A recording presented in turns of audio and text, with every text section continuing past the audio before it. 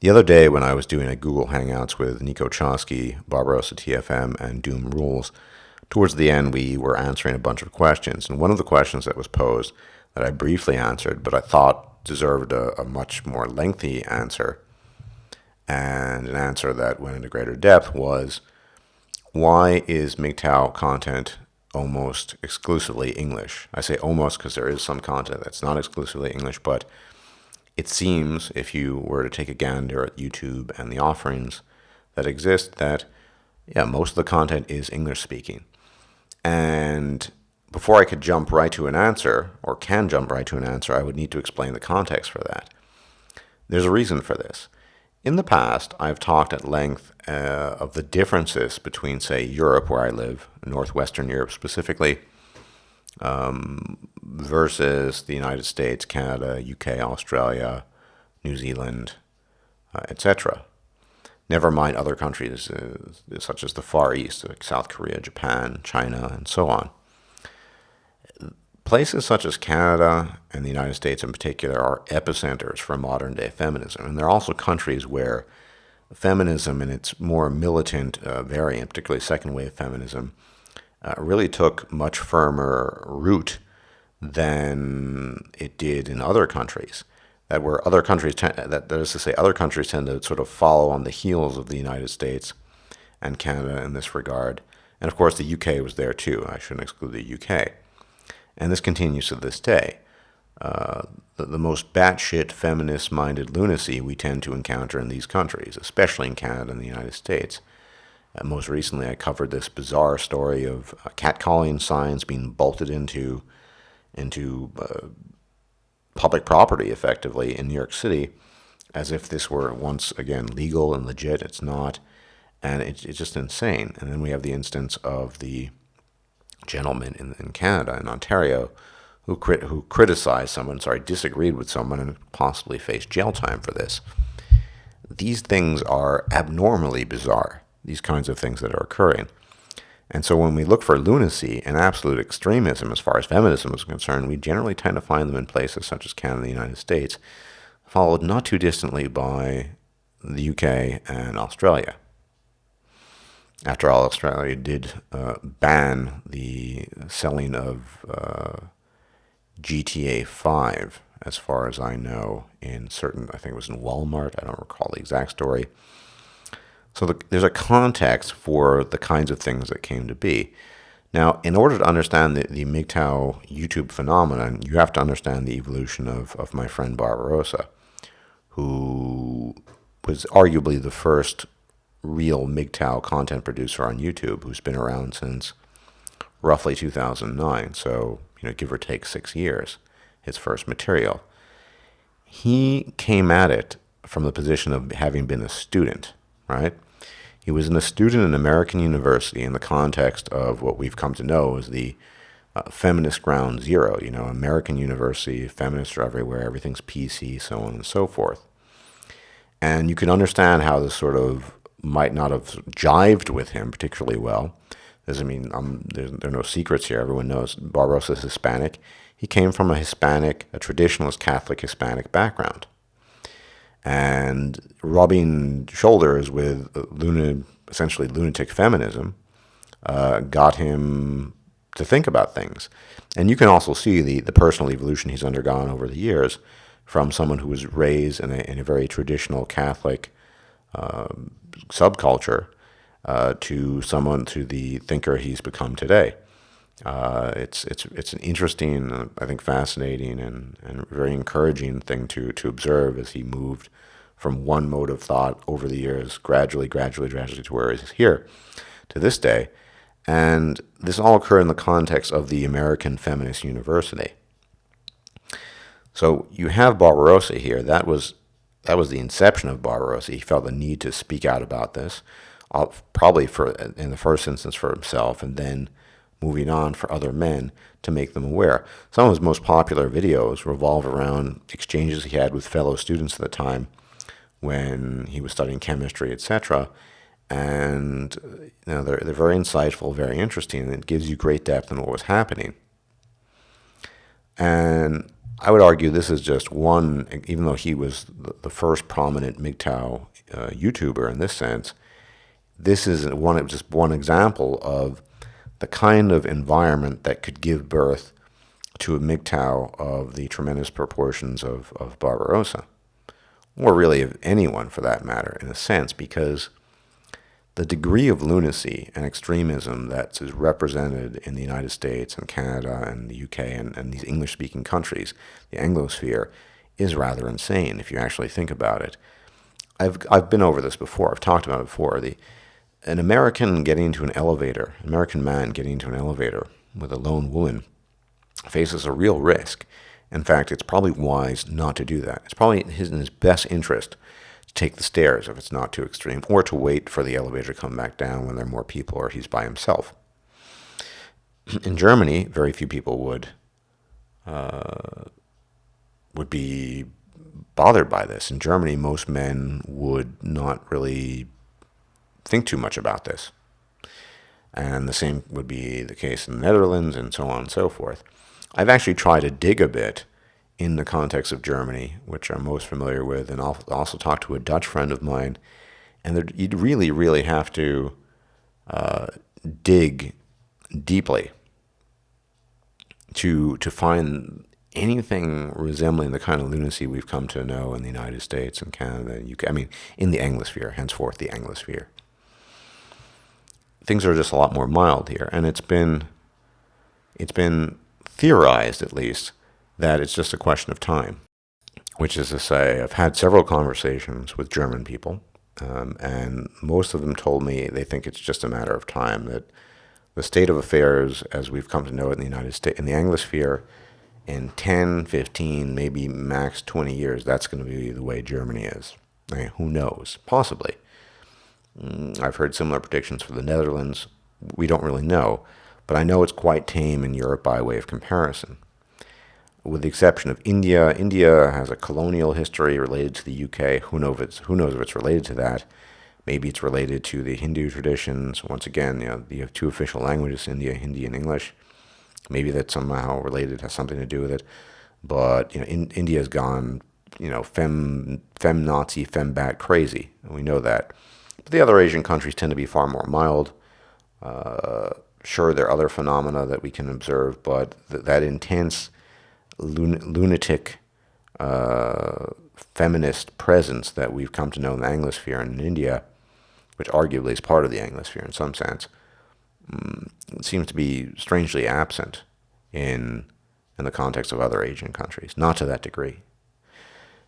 So what I'm arguing here is that one of the reasons why MGTOW content tends to be overwhelmingly English and tends to be overwhelmingly, I would argue, Anglo-American even, as opposed to English, or Anglo-Canadian, is because these are the epicenters where this all took place, and has been going on for decades. It's been building up, building up. And given how society is structured over there, MGTOW is a natural reaction to that. Once again, Barbarossa, as we've come to know him today, was born in the Stygian pits of the American feminist university establishment. That's where he started encountering this shit, and that's what gave rise to a lot of the basic ideas that he then later on built upon and expanded extensively upon. Without that, who knows? Maybe Barbarossa, as we've come to know him, never would have been born in his current incarnation. We don't know. The point I'm trying to make here is that there was a context for that. And without that extreme lunacy, there isn't much motivation to react to it.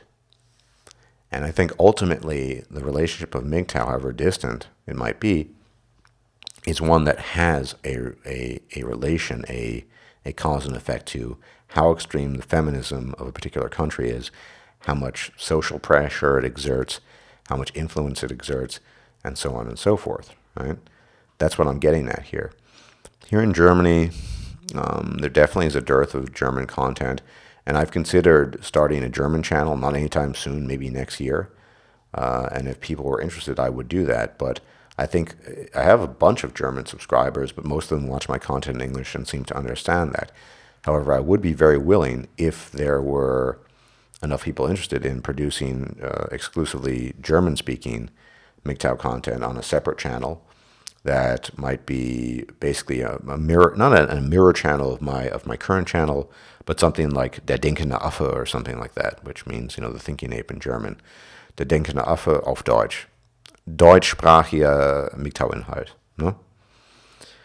But that is something that's just, I'm throwing up in the air. But let's try to be pragmatic and realistic about this.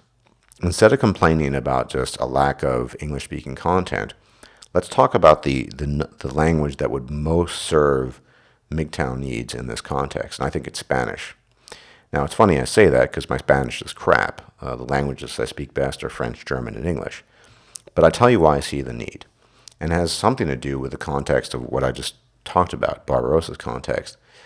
I grew up in the Bronx as a an Eastern European dude surrounded by lots of Hispanic people, kind of the odd man out. But I had a lot of time to observe Hispanic culture, primarily Puerto Rican culture, to a lesser extent Dominican culture, and to see, and I had friends at the time, and still have a few friends that I stay in contact with, acquaintances, and I know what goes on there. And Hispanic culture, Latin American culture, Caribbean Hispanic culture is very sort of macho, heavily Roman Catholic, heavily traditionalist, and so on and so forth. And Spanish, next to English, just has the widest audience. I mean, you have the virtual entirety, barring Brazil and a few countries in South America, Spanish. Pretty much all of Central America, with one exception: Spanish. Mexico, Spanish. You have the Caribbean islands, and of course you have Spain as well. And the United States, Los Estados Unidos, right? Nueva York. It's Spanish. So if we wanted to be both creative and constructive and pragmatic, Spanish would be the target. Spanish-speaking people, men, would be the target audience. One, because they come from a culture of extreme machoism, extreme traditionalism, extreme religiosity, and all this, bound and woven together, creates a kind of gumbo mess that's very difficult to get out of. And I've talked to a lot of Hispanic men, and they're not particularly happy in their current situation. They're not happy in the culture that is basically suffocating them in some cases. And I think if anyone is ripe for the MGTOW message, and in the context of the female and feminist lunacy of the United States, it is the wider Hispanic, Spanish-speaking community. And in doing so, you would be reaching people in Latin America as well. You'd be reaching people in Mexico. You'd be reaching people in Central America. You'd be reaching people in the Caribbean, and so on and so forth. And like I said, there are many. So I have a number of subs that are Hispanic and, of course, bilingual. And this is the great advantage. Many men, many Hispanics who grow up in the United States are bilingual. And I would argue that one of the best approaches you could take, particularly if you're an American, if you're a Hispanic American man, is to start producing content in Spanish, even if it's not, brilliant, groundbreaking, whatever.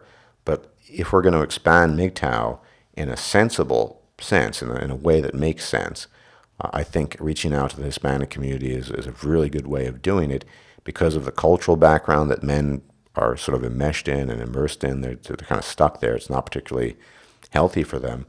And just because it's practical. I mean, everyone speaks Spanish. Even fucking gringos like myself speak some Spanish. And, and then you have this vast Spanish-speaking population from in the East Coast and the West Coast. So if you speak Spanish fluently, you speak English fluently, and you can understand the English-speaking content, you're in a prime position to do this. It makes a lot of sense, I think, for two reasons. Once again, I'll reiterate. The typical male Hispanic culture, which is not beneficial to Hispanic males, and more importantly, the wider audience you could reach. It wouldn't make quite as much sense to do things in Italian, because you have a much smaller audience, even though the context might be correct in terms of culture. But that's what I would focus on. But that shouldn't prevent other people. This is my suggestion. Hispanic men, Spanish-speaking men, And even if even if you're a gringo, you speak fluent Spanish, why don't you open up a Spanish-speaking MGTOW channel and try to reach out to these men? I think it would benefit a lot of men, and you could get some Spanish practice in the meantime. But other men shouldn't be discouraged if you're interested in producing non-English speaking content, be it Portuguese, French, German, whatever. As I said, or Dutch. Dutch would be awesome. I have thought about producing content for a while in German on a separate channel. Like I said, it would just be something along the lines of what I'm doing now. Der Denkende Affe. It wouldn't be exactly what I'm doing. I'd make probably slightly different videos to fit the context of Germany, but it's something to consider.